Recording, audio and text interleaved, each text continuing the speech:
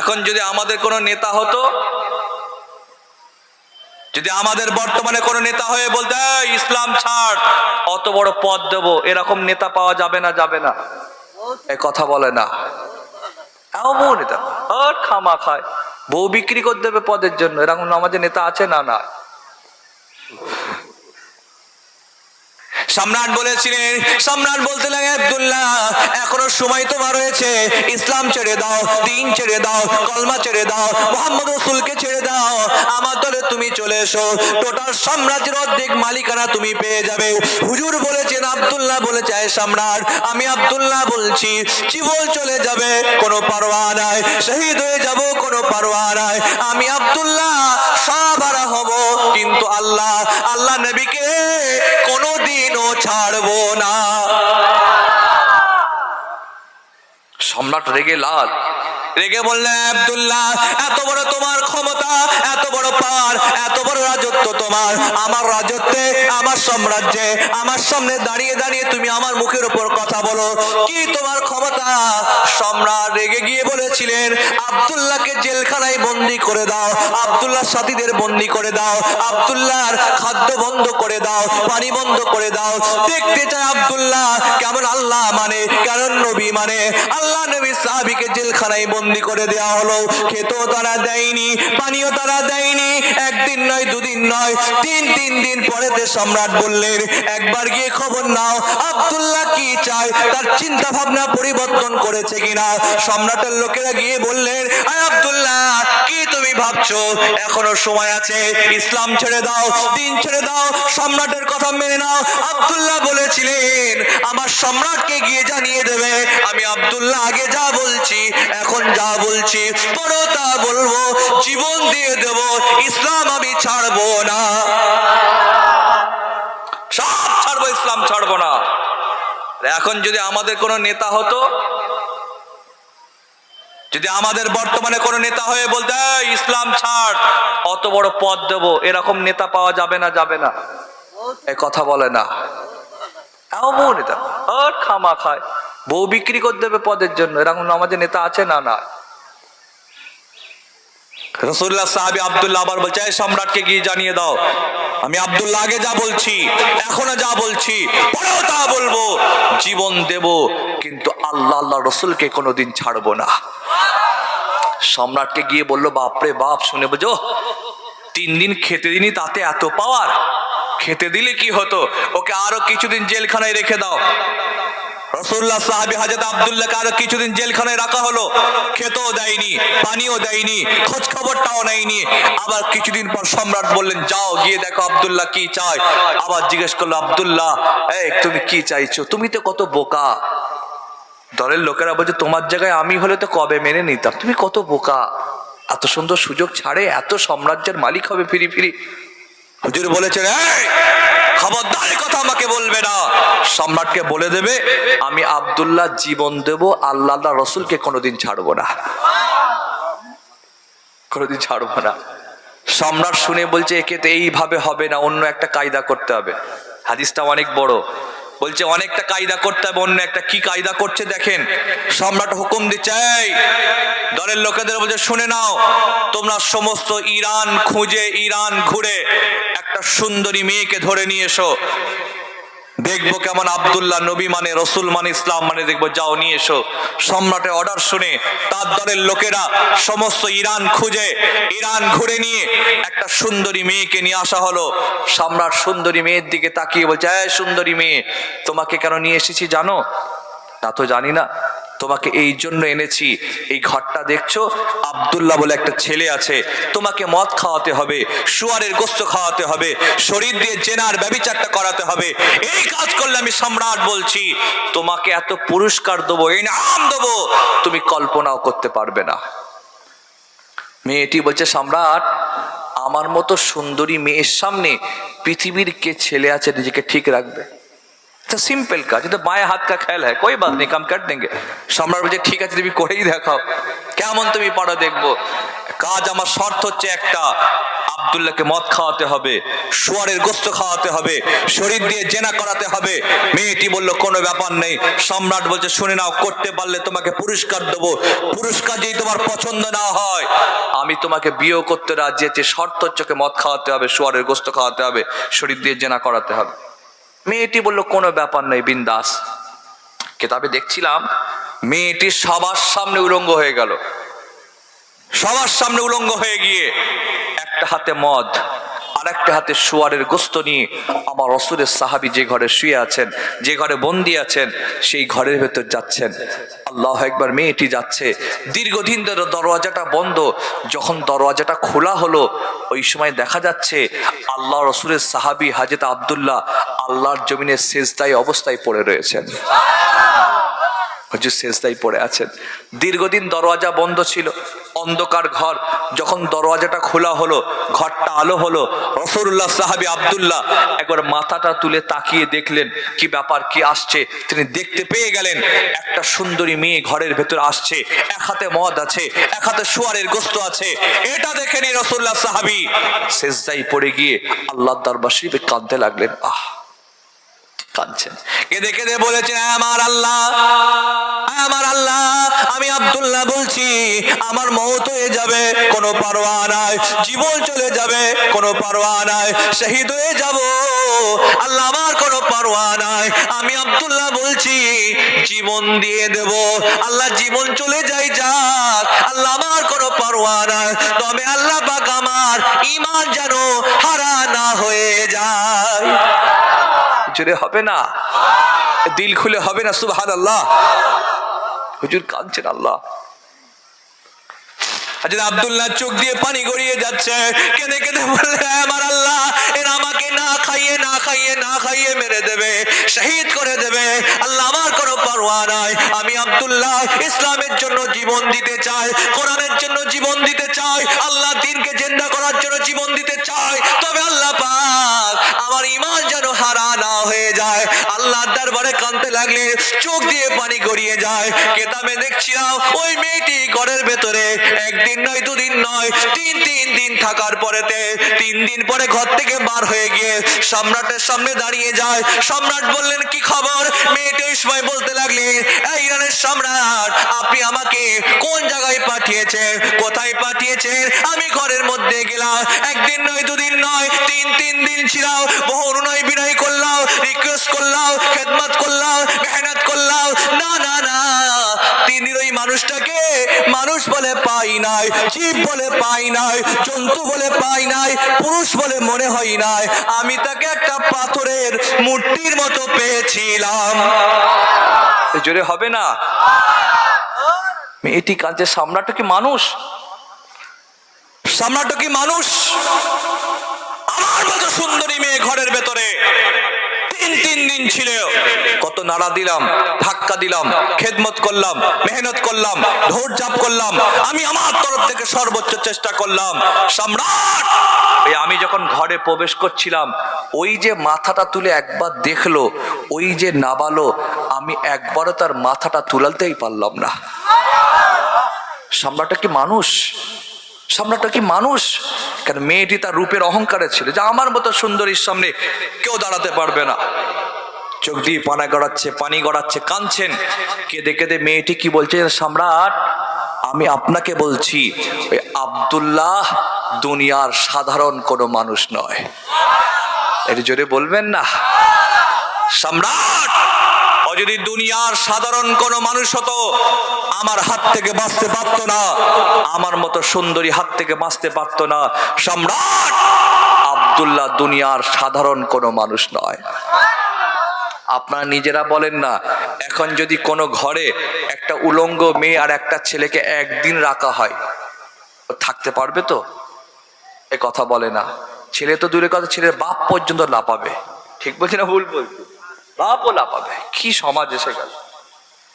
ওই সময় মেয়েটি বলতে লাগলেন, এ সম্রাট, আমি আপনাকে বলছি ওই আব্দুল্লাহ যে আল্লাহকে আল্লাহ বলে মানে সেই আল্লাহ সত্য, যে নবীকে নবী বলে মানে সেই নবী সত্য, ইসলাম সত্য, কোরআন সত্য। সত্য না হলে আমার হাত থেকে বাঁচতে পারতো না। ওর আল্লাহকে বাঁচিয়েছে, ওর নবীকে বাঁচিয়েছে, ওর রাসূলকে বাঁচিয়েছে, ইসলাম বাঁচিয়ে নিয়েছে। এই সম্রাট, আমি আব্দুল্লাহর আল্লাহকে আল্লাহ বলে মেনে নিয়ে ওর নবীকে আল্লাহর নবী বলে মেনে নিলাম। সম্রাট খুশি হবে না রেগে যাবে? রেগে লাল। মেয়েটিকে বললো, বেরিয়ে যা, দূর হয়ে যা। তোকে ডেকেছিলাম আব্দুল্লাহকে মদ খাওয়াতে, শুয়ারের গোস্ত খাওয়াতে, তুই তো পারলি না, উল্টো উদ্ধারে চলে গেলে, বেরিয়ে যা। সম্রাট রেগে টকবক করে ফুটছে রাগে। এরপর কি হুকুম দিচ্ছে জানেন? এই তাড়াতাড়ি আমার সামনে আগুন জ্বালাও। আগুন জ্বালানো হলো। বললো একটা কড়া দাও, কড়া দেওয়া হলো। কড়াই তেল দিয়ে তেল ফুটাও। টকবক করে তেল ফুটতে লাগলো। হুকুম দিচ্ছে, যাও আব্দুল্লাহকে ধরে বার করে নিয়ে এসো। রাসূলুল্লাহ সাহাবীকে তার দলের লোকেরা গিয়ে বার করে নিয়ে আসছেন। আহারে, আমার নবী সাহাবী আব্দুল্লাহ কমজোর হয়ে গেছে, দুর্বল হয়ে গেছেন, মাজুর হয়ে গেছেন, দীর্ঘদিন খেতে পাননি, ঠিক মতো হাঁটতে চলতে পাচ্ছেন না। ধরে ধরে ধরে ধরে সম্রাটের সামনে দাঁড় করানো হলো। কষ্ট হচ্ছে নাকি আপনাদের? সম্রাটের সামনে দাঁড় করানো হলো। সম্রাট রেগে রয়েছে, রাসূলুল্লাহ সাহাবী মাথা নিচু করে আছে। সম্রাট হুকুম দিচ্ছে, শুধু আব্দুল্লাহকে নয়, আব্দুল্লাহ সাথীরা যারা আছে সকলকে বার করে নিয়ে এসো। সকলকে নিয়ে আসা হলো। সম্রাট হুকুম দিচ্ছেন, এই আব্দুল্লাহ সাথীদের ভেতর থেকে একজনকে এই ফুটন্ত জ্বলন্ত তেলে ফেলে দাও। নবী সাহাবীর একজন সাথীকে ফুটন্ত জ্বলন্ত তেলে ফেলা হলো। সঙ্গে সঙ্গে পুরো শহীদ হয়ে গেলেন। ইন্না লিল্লাহি ওয়া ইন্না ইলাইহি, সঙ্গে সঙ্গে শহীদ হয়ে গেছে। এটা দেখে হাজরত আব্দুল্লাহ চোখ দিয়ে পানি গড়াচ্ছে, কাঁদছে টপ টপ করে। আমার ভাইকে শহীদ করে দিল। হুজুর কাঁদছে। সম্রাট বলছে, কি হলো আব্দুল্লাহ কাঁদছে কেন? আব্দুল্লাহ কাঁদছে কেন? তোমার কি দিল নরম হয়ে গেছে? এখনো সময় আছে, ইসলাম ছেড়ে দাও, কোরআন ছেড়ে দাও, দিন ছেড়ে দাও, মুহাম্মদ রাসূলকে ছেড়ে দাও, আমার দলে আসো, নাহলে তোমার প্রত্যেককে এইভাবে আগুনে ফুটন্ত তেলে পুড়িয়ে আমি শহীদ করে দেবো, মেরে দেবো। রাসূলুল্লাহ সাহাবী চুপ করে আছেন, কাঁদছেন। কেন কাঁদছো তুমি? হুজুর এই সময় জবাব দিয়ে বলেছিলেন, এই সম্রাট, আপনি কি মনে করছেন নাকি আমার একজন সাথীকে সঙ্গীকে ফুটন্ত জলেতে ফুটন্ত তেলেতে পুড়িয়ে দেওয়ার কারণে কাঁদছি? না না, এই জন্য কাঁদি নাই, তবে এই কারণে কাঁদছি, কাল কিয়ামতের কঠিন দিনেতে আমার আল্লাহ পাক হিসাবের পরেতে আপনার মতো জালেম অত্যাচারী বাদশাহগুলোকে, আপনার মতো জালেম অত্যাচারী বাদশাহগুলোকে কঠিন জাহান্নামের আগুনে পোড়াবেন। আমি আব্দুল্লাহ দুনিয়ার কারণে নয়, আল্লাহ পাকের জাহান্নামের আগুনের কারণে আমার চোখ দিয়ে পানিটা গড়িয়ে যায়। হযরত আব্দুল্লাহ ঈমান চাললেন না, সম্রাট ঈমান আনলো না। সম্রাট বলল, আব্দুল্লাহ, আমার ইরানের সীমানা ছেড়ে তুমি চলে যাও, যাও চলে যাও, আমার ইরানে যেন দেখতে না পাই, দেখতে পেলে আমি কিন্তু ছাড়বো না। সংক্ষেপ করছি হাদিসটি। রাসূলুল্লাহ সাহাবী হযরত আব্দুল্লাহ দলবল সঙ্গী সাথীদেরকে নিয়ে ইরান ছেড়ে চলে যাচ্ছেন। কোথায়? মদিনা শরীফের দিকে। হুজুরের কাছে যাচ্ছেন। দিন যায় রাত আসে, রাত যায় দিন আসে। এইভাবে যখন মদিনার সীমানায় প্রবেশ করবেন, দূর থেকে দেখছেন মদিনার সীমানাতে খলিফাতুল মুসলিমিন আমিরুল মুমিনিন হযরত ওমর ফারুক স্বয়ং নিজে তিনি দাঁড়িয়ে রয়েছেন। আওয়াজটা জোরে হবে না? শেষ সময় জোরে হবে না? ওমর ফারুক দেখছেন আব্দুল্লাহ আসছে, আব্দুল্লাহ দেখছেন ওমর ফারুক দাঁড়িয়ে রয়েছে। দুজনের সামনাসামনি হয়ে গেল, মুসাফা করলেন, জড়িয়ে ধরলেন, মুআনাকা করলেন। করে ওমর ফারুক হযরত আব্দুল্লাহর কপালে চুমু খেয়ে কি বলেছিল জানেন? এ আব্দুল্লাহ, কি নসিব তোমার, কি কপাল তোমার, কি তাকদীর তোমার, তুমি জানো না গত রাত্রিতে আমার সাথে আল্লাহর নবীর দিদার হয়েছে। নবী আমাকে তোমার কথা বলছে, খুশখবরি, যে ওমর, আমার আব্দুল্লাহ ইরানে গিয়েছিল, ইসলামের সাথে কুফরের লড়াই হয়েছে, হকের সাথে নাহকের লড়াই হয়েছে, সত্যের সাথে মিথ্যার লড়াই হয়েছে, ন্যায়ের সাথে বাতিলের লড়াই হয়েছে। আমার আব্দুল্লাহ ঈমান বাঁচিয়ে ফিরে এসেছে, আল্লাহ তাকে বাঁচিয়েছে। ওমর, আমার আব্দুল্লাহকে বলে দেবে। কি বলবে? আল্লাহ যেমন খুশি হয়েছে, আমি নবীও তেমন খুশি হয়েছে। হাজরত আব্দুল্লাহকে জড়িয়ে ধরে ওমর ফারুক কাঁদছেন, ভাই কি নসিব আপনার, আমাকে হুজুর বলেছে, আমি তাই তো চলে এসেছি, আমি জানি না কিছু, আমি এটুকু আপনাকে পাঠিয়েছিলাম, ব্যাস এতটুকু। হযরত ওমর বলতে লাগলেন যে শুধু তাই নয়, আমার নবী আমাকে বলেছেন, ও বাবা ওমর, আমার আব্দুল্লাহকে জানিয়ে দেবে, আব্দুল্লাহকে বলে দেবে আমার আল্লাহ পাক আব্দুল্লাহর নামে আমালে এইভাবে নেকি সওয়াব দিয়ে দিয়েছে, যেরকম নেকি সওয়াব ওমরের আমলনামায় দিয়েছেন, আল্লাহ সমপরিমাণ নেকি সওয়াব আব্দুল্লাহর আমলনামাতে আল্লাহ দান করে দিয়েছে। এর জোরে হবে না, এর জোরে হবে না, নারে তাকবীর। সংক্ষেপ করবো, আর বাড়াবো না, শেষের দিকে চলে এসেছি। শেষ সময় কিছু কয়েকটি গুরুত্বপূর্ণ কথা বলতে চাই। আমি টোটাল আপনাদের সামনে বক্তব্য রেখেছি কিছু কম বেশি 2 ঘন্টার কাছাকাছি, পৌনে 2 ঘন্টা বক্তব্য রাখছি। টোটাল বক্তব্যের ভেতরে শেষ সময় একটা কথা বলতে চাই, আপনারা আমার নবীকে ভালোবাসেন? একটু জোরে বলেন, হাত তুলতে হবে না, শুধু শব্দ করে আওয়াজ দেন, আপনারা কি আমার নবীকে ভালোবাসেন? সকলে ভালোবাসেন? আচ্ছা, কারা কারা আল্লাহ রসুলকে ভালোবেসে, আমার নবীকে ভালোবেসে আমার নবীর জীবনী পড়েছেন? কারা কারা একটু হাত তোলেন তো দেখি। আল্লাহ নবীর জীবনী পড়েছেন কারা কারা? জীবনী মানে বুঝছেন তো নাকি? আচ্ছা, আপনারা বাংলা পড়তে জানেন? একটু কথা বলে না, এমন মুখ করে বসে আছেন যেন আমার আজ আপনাদের ভাল লাগছে না, বলেন এমন করে বসে আছেন। যে বলেন হুজুরের জীবনী পড়েছেন আপনারা?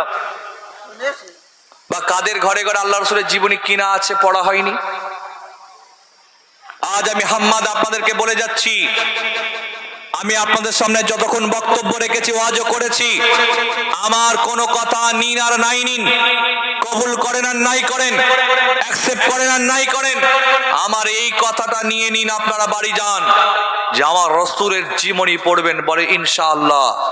একটু জোরে শুনতে চাই, জোরে বলে ইনশাআল্লাহ। বেশি পড়তে হবে না, প্রত্যেক দিন ঘুমাবার আগে 2 পৃষ্ঠা করে। খুব কষ্ট হয়ে যাবে? ঘুমাবার আগে 2 পৃষ্ঠা করে পড়েন। 365 দিনে 2 পৃষ্ঠা করে পড়া মানে 365 ইন্টু 2 মানে আনুমানিক 700 পৃষ্ঠা পড়া। আর বছরে 700 পৃষ্ঠা পড়া মানে খুব একটা কম পড়া নয়। আমি হাম্মাদ বলে যাচ্ছি, রসুলের জীবনীতে প্রেম আছে, ইশক আছে, মজা আছে, মহব্বত আছে, টান আছে, আকর্ষণ আছে, নেশা আছে। যে যত বেশি আমার রসুলের জীবনী পড়বেন, আল্লাহ তার অন্তরে তত বেশি আমার রসুলের পাকের মহব্বত তৈরি করে দেবেন। আমাকে কষ্ট দেয় কোনটা জানেন? আমাদের ছেলেরা এটা শাহরুখ খান সম্পর্কে জানে না, সালমান খান সম্পর্কে জানে না, আর একটা কি নাম জানো এটার? একটা কি নাম, এই কথা বলে কি নাম? আমির খান, হ্যাঁ মনে পড়ে গেছে। এ সম্পর্কে জানে না। তো সালমান খান সম্পর্কে, শাহরুখ খান সম্পর্কে, আমির খান সম্পর্কে, সিনেমার নায়ক নায়িকা সম্পর্কে জানেরা, সব মুখস্থ এদের, কিন্তু আমার রসুল সম্পর্কে জানে না। তা আমার নবীর সম্পর্কে জানার দরকার আছে না নাই? আমি এই প্রশ্নটা প্রত্যেক জলসাতে করি, এই কথাটা প্রায় জলসা মনে থাকলে বলি। আমার সর্বপ্রথম যখন মনে এসেছে কোথায় জানে, নদিয়া এলাকা একটা জলসায় গিয়ে, আমি যেখানে ওয়াজ করছি, আমার সামনে বসে আছে আনুমানিক 600 থেকে 700 মানুষ। বক্তব্য রাখতে রাখতে হঠাৎ করে বললাম, আপনারা নবীকে ভালোবাসেন? সবাই ভাবলো হ্যাঁ ভালোবাসে, হাত তুলে দিয়েছে। যেই হাত তুলেছে সেদিন মাথায় এসে গেছে, হাত তো তুলেছেন। আমি বলছি শোনেন, হাত তো তুলেছেন মহব্বতে, তা হুজুরের মহব্বতে জীবনী পড়েছেন কারা কারা? আল্লাহ একবার, একটাও লোক পেলাম না, ঠিক আপনাদের মতো একটাও পেলাম না, একজনও পেলাম না।